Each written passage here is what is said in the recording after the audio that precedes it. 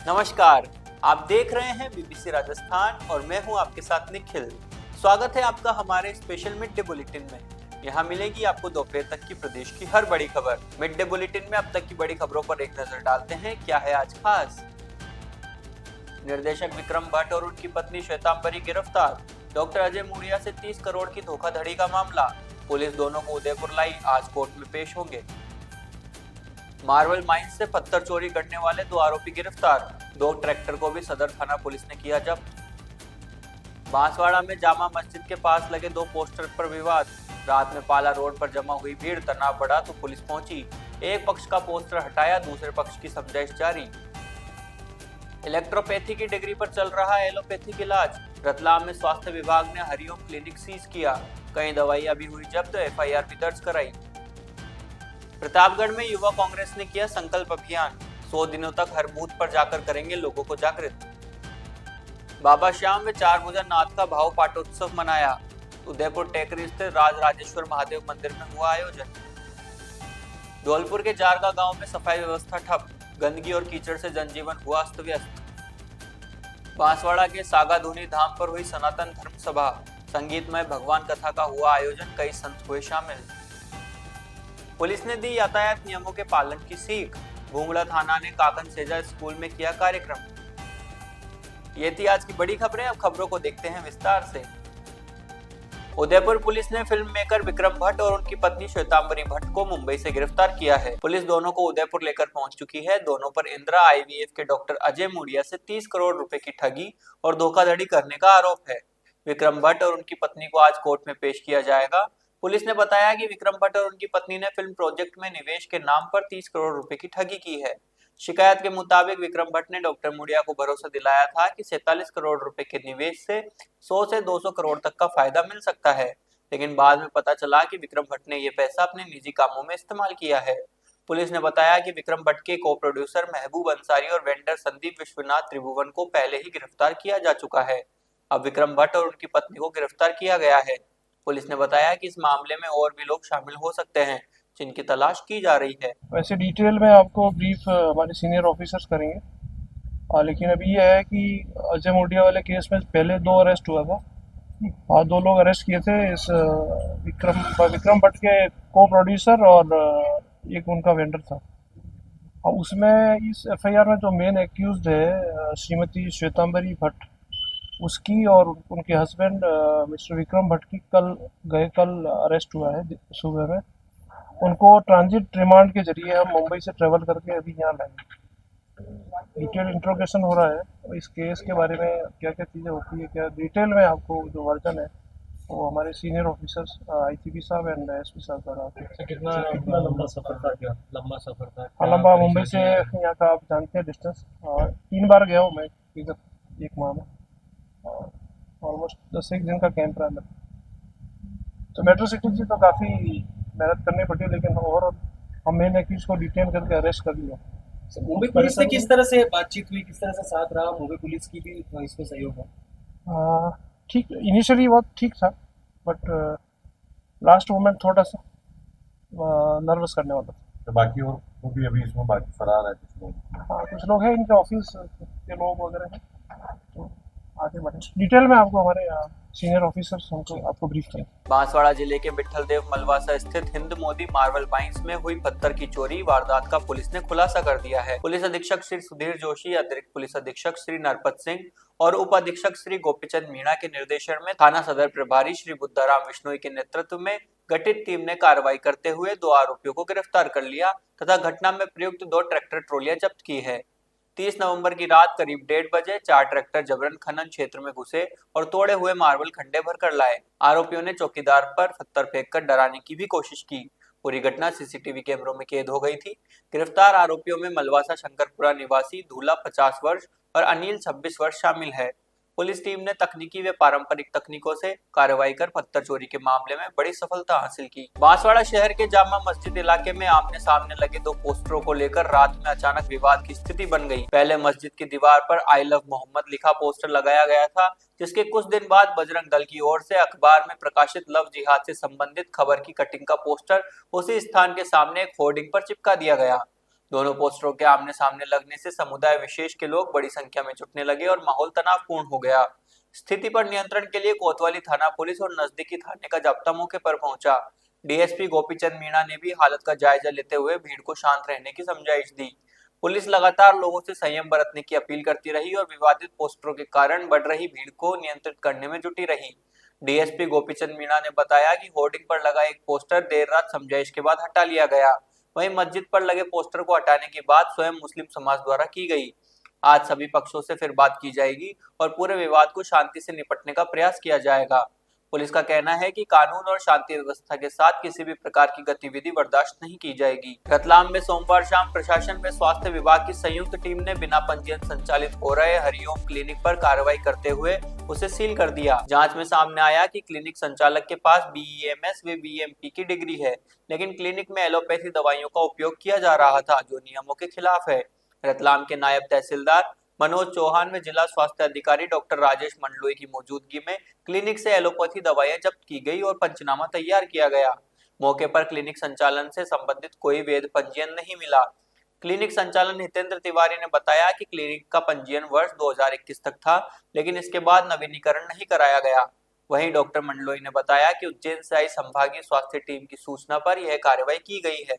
Report वरिष्ठ अधिकारियों को भेजी जा रही है, जिसके बाद एफआईआर दर्ज कराई जाएगी। इस कार्रवाई के बाद शहर में संचालित निजी क्लिनिकों पर नियमित निगरानी भी सवाल खड़े हो गए हैं। हमें उच्च अधिकारियों से निर्देश प्राप्त हुए थे कि कोई टीम यहाँ हमसे पहले आकर गई थी कि यहाँ कोई ट्रीटमेंट चल रहा है, एलोपैथिक इलाज बिना रजिस्ट्रेशन के किया जा रहा है। तुरंत पश्चात हम लोग आए। मेरे द्वारा निरीक्षण पर पाया गया कि इन्होंने बताया कि इनके पास बीईएमएस की डिग्री है और यहाँ पर निरीक्षण के बाद पाया कि यहाँ पर एलोपैथिक इलाज भी किया जा रहा था। अंदर लगभग 4 बेड डले हुए हैं और यूज दवाइयाँ मुझे प्राप्त हुई है यहाँ से जो एलोपैथिक की है। इनके पास सीएमएचओ का रजिस्ट्रेशन भी नहीं है, इसलिए इनके ऊपर कार्रवाई करते इनसे दवाइयाँ जब्त की गई, ओके पंचनामा बनाया गया और इनके क्लिनिक को सील किया गया। हाँ, यहाँ से हमने एलोपैथिक के कुछ इंजेक्शन जब्त किए हैं और उनको मौके पर ही सील किया है। अभी तो मेरे पास इसकी कोई जानकारी नहीं है। जैसे कोई उच्च अधिकारियों से निर्देश आते हैं हम आगामी कार्यवाही करेंगे। मेरा नाम डॉक्टर राजेश मंडलोई, मैं जिला स्वास्थ्य अधिकारी के पद पर पदस्थ हूं। प्रतापगढ़ युवा कांग्रेस ने 9 सूत्रीय मांगों को लेकर 100 दिवसीय संकल्प अभियान की शुरुआत की है। इस अभियान की औपचारिक शुरुआत सर्किट हाउस पर आयोजित प्रेस कॉन्फ्रेंस में नवनियुक्त संभाग प्रभारी विश्वासन सागवान ने की। इस अभियान के तहत युवा कांग्रेस की टीम बूथ स्तर तक जाएगी और हर घर पहुंचकर प्रदेश सरकार से जुड़ी 9 मुख्य मांगों पर जनता को जागरूक करेगी। इन मांगों में एसआईआर प्रक्रिया के जरिए वोट को लेकर उठ रही परेशानियों का विरोध, युवाओं को नशे से बचाने के लिए ड्रग्स के खिलाफ युद्ध, बढ़ती बेरोजगारी, किसानों को खाद बीज और पेस्टिसाइड्स की कमी, महिला सुरक्षा, बिजली की अव्यवस्था, पानी के संकट, बढ़ती महंगाई और सड़कों की बुनियादी ढांचे की समस्याएं शामिल है। युवा कांग्रेस का दावा है कि यह अभियान युवाओं को संगठन से जोड़ने और मुद्दों पर मजबूती से उठाने पर केंद्रित करेगा। प्रतापगढ़ युवा कांग्रेस जिला अध्यक्ष राहुल राठौड़ की अध्यक्षता में आयोजित कार्यक्रम में इस अभियान की शुरुआत की गई। हमारे युवा कांग्रेस ने जो है आने वाले 100 दिनों के लिए एक अभियान चलाया है कि हमें हर घर तक, एक आपको दिखाऊंगा मैं, ये हमने पोस्टर का विमोचन किया है यहाँ पे, और इस पोस्टर को हमें जनता तक पहुँचाना है और हर घर तक डोर टू डोर हम ये कैंपेन को कर रहे हैं। मैं अभी बांसवाड़ा का नवनियुक्त संभाग प्रभारी नियुक्त किया गया हूँ और पहली बार आज मैं आया हूँ इस अभियान को लेके बड़ी उम्मीद के साथ इन युवा साथियों के बीच में हाजिर हुआ हूँ, जो बार बार बीजेपी कह रही है कि हमारी डबल इंजन की सरकार है, डबल इंजन की सरकार है, कि स्टेट में और सेंटर में दोनों जगह वो बैठे हैं। उन लोगों को सत्ता का नशा हो चुका है और जनता को वो इग्नोर करने का काम कर रहे हैं। तो हमारे जो है वो 9 मुद्दे हैं इसके अंदर। सबसे पहले जो है वो एसआईआर का मुद्दा है, जो आपने देखा है किस प्रकार से बिहार में वोट चोरी हुई है और वो राजस्थान में भी वो घुस चुके हैं। तो हमें एसआईआर का विरोध करना है। एसआईआर के मुद्दा आज के दिन बहुत ही बड़ा मुद्दा हो चुका है। इस प्रकार से 9 मुद्दे हमारे पास हैं।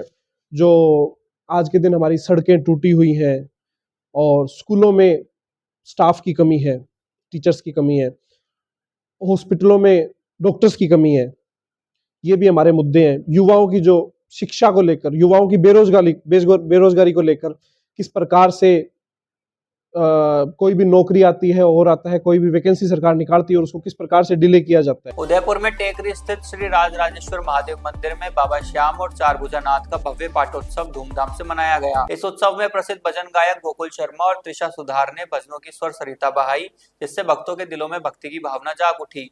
इस मौके पर बाबा श्याम और चारभुजानाथ को विशेष श्रृंगार धार्या गया, जिससे मंदिर परिसर में दिव्य और पवित्र वातावरण बना रहा। बाबा को 56 भोग लगाया गया, जिससे भक्तों की मनोकामनाएं पूर्ण हो। इस अवसर पर निशान यात्रा भी निकाली गई, जिसमें भक्तों ने बढ़ चढ़कर भाग लिया। निशान यात्रा में भक्तों ने बाबा श्याम और चारभुजानाथ के जयकारे लगाते हुए मंदिर परिसर का भ्रमण किया। इस दौरान भक्तों के चेहरे पर खुशी और भक्ति की भावना देखी गई। कार्यक्रम के दौरान मंदिर परिसर में भक्तों की भारी भीड़ उमड़ पड़ी, जिससे मंदिर परिसर भक्तों से भरा हुआ था। पुलिस और सुरक्षा कर्मियों ने व्यवस्था बनाए रखने के लिए पुलिसकर्मी भी तैनात थे। इस भव्य पाठोत्सव में भाग लेने वाले भक्तों ने बाबा श्याम और चारभुजानाथ की पूजा अर्चना की और अपनी मनोकामनाएं मांगी। इस अवसर पर मंदिर परिसर में भजन कीर्तन और नृत्य भी आयोजित किए गए, जिससे भक्तिमय माहौल बना रहा। धौलपुर जिले के बसेड़ी उपखंड अंतर्गत जारगा गांव में सफाई व्यवस्था पूरी तरह से ठप हो गई है, जिससे ग्रामीणों का जीवन अस्त व्यस्त हो गया है। गांव की गलियां में जगह जगह गंदगी और कीचड़ जमा हो गया है और नालियों का गंदा पानी सड़कों पर बह रहा है, जिससे वातावरण दूषित हो रहा है। समाज सेवी अटल बिहारी गोयल ने बताया कि गांव का यह मुख्य मार्ग है, जिससे प्रतिदिन स्कूली बच्चे और 2 पहिया वाहन चालक गुजरते हैं, लेकिन कीचड़ और गंदगी के कारण आए दिन फिसलकर गिरने की घटनाएं हो रही है। उन्होंने कहा कि समस्या लंबे समय से बनी हुई है। इसके समाधान के लिए 181 पर शिकायत दर्ज कराई गई और ग्राम पंचायत सरपंच, ग्राम विकास अधिकारी एवं उप तहसीलदार को भी कई बार अवगत कराया गया। बावजूद इसके अब तक कोई कार्रवाई नहीं की गई। स्थानीय निवासी रविंद्र परमार ने बताया कि नालियों की सफाई न होने से गंदा पानी सड़कों पर बह रहा है, जिससे कीचड़ और बदबू फैल रही है। लोगों को कीचड़ से बड़े रास्तों से होकर गुजरना पड़ता है। बच्चों और बुजुर्गों के लिए तो हालत और भी मुश्किल है। बारिश के दौरान ये स्थिति और भी भयावह हो जाती है। ग्रामीणों का कहना है कि जब मुख्यालय पर ही सफाई व्यवस्था का ये हाल है, तो इससे जुड़े छोटे गांव की स्थिति का अंदाजा लगाया जा सकता है। पंचायत प्रशासन की लापरवाही से ग्रामीणों में आक्रोश व्याप्त है। ग्रामीणों ने जिला कलेक्टर धौलपुर और जिला परिषद के मुख्य कार्यकारी अधिकारी से गुहार लगाई है कि गांव की सफाई व्यवस्था को प्राथमिकता देते हुए तत्काल सफाई कार्य शुरू किया जाए, ताकि गंदगी और कीचड़ से राहत मिल सके। मैं अटल बिहारी गोयल, समाज सेवी। मैं गांव की समस्या से आपको अवगत कराना चाहता हूं सर कि हमारे गांव में जो जगह जगह ऐसे ही हाल हुए हैं और ये सरपंच और सेक्रेटरी साहब इनको मैं ज्ञापन दे के थक गया, पर इन्होंने आज तक कोई कार्रवाई नहीं की और ये समस्या पूरे गांव में ऐसी बनी हुई है। ना तो पानी की व्यवस्था, ना लाइट की व्यवस्था, हर चौराहे पर अंधेरा रहता है और आप देख चुके हो ये कैसी गंदगी हो रही है और कोई सुनवाई नहीं होती है। और मैं सिंह परमार, गाँव जारगा निवासी हूँ। सर, हमारे गांव में बहुत असुविधाएं हो रही हैं। नाली हैं, खरंजा हैं, पोस्ट ऑफिस नहीं है, आधार कार्ड के लिए बूढ़े बुजुर्गों को बाहर जाना पड़ रहा है। मैंने 181 पर कई बार शिकायत की है, पर कोई सुविधा नहीं दे रहे। 181 से कॉल आया था कि सफाई कर दी गई है 7 तारीख को। सर, आज 11 तारीख हो गई, कोई सफाई नहीं है, न नालों की न की कुछ। असुविधाएं बहुत हो रही हैं। चौराहे पर लाइट नहीं है, रात में गांव में चोर चोरी करने के लिए आ जाते हैं, चोरी हो जाती हैं। लाइट हो तो चोर चोरी करने के लिए नहीं आएंगे, तो बहुत असुविधाएं हो रही हैं हमारे गांव में। तो जल्द से जल्द कार्रवाई करें। मैं संजय सिंह परमार, जारगा निवासी। हमारे गांव में हर चौराहे पे लाइट नहीं है।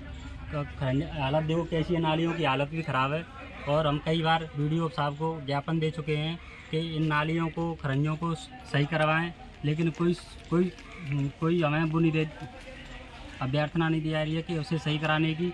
और बोल रहे हैं पुरानी जो खरंजा हुए हैं उन पर नया बजट उठा के पास कर दिए जा रहे हैं। अभी हमारी आज ही एक पेंटर खोद के गया था, उस पर बताया गया नया खरंजा निर्माण हुआ है यहाँ पर। वो स्वीकृत राशि उठा के पैसे 10 लाख रुपए ले चुके हैं वो, और कह देते हैं कि वो निर्माण। और हमें दूसरों गांव में जाने के लिए आधार के लिए 5 किलोमीटर 10 किलोमीटर जाना पड़ता है।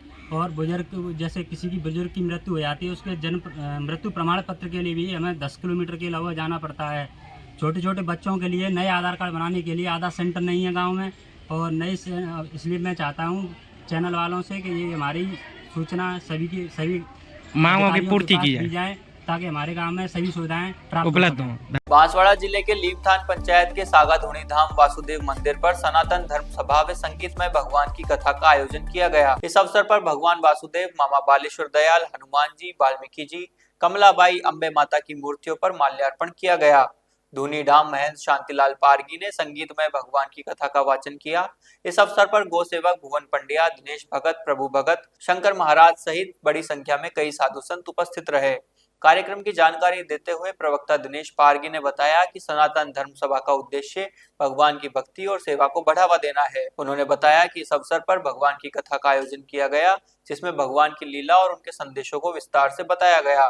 कार्यक्रम में उपस्थित साधु संतों ने भगवान की कथा का वाचन किया और उपस्थित भक्तों को भगवान की शक्ति और सेवा के मार्ग पर चलने का आह्वान किया।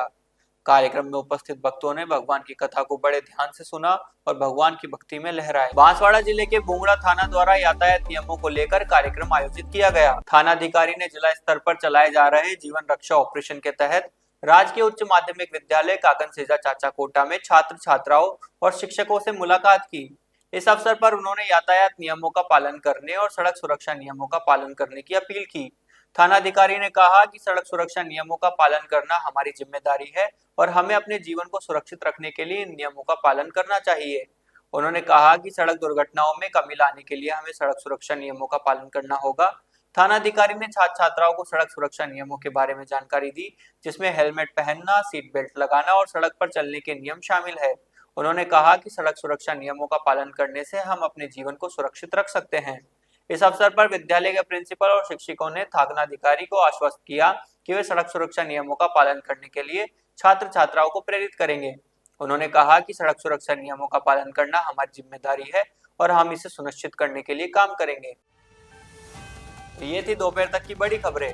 दिन भर की खबरों को देखने के लिए देखिए हर रात 8 बजे हमारा बुलेटिन बांसवाड़ा पत्रिका और प्रदेश की हर बड़ी खबर के लिए रात 9 बजे प्राइम टाइम @9। और ऐसे ही तमाम खबरों को देखने के लिए बने रहें हमारे साथ और सब्सक्राइब व फॉलो करें हमारे YouTube, Instagram channel BBC Rajasthan को।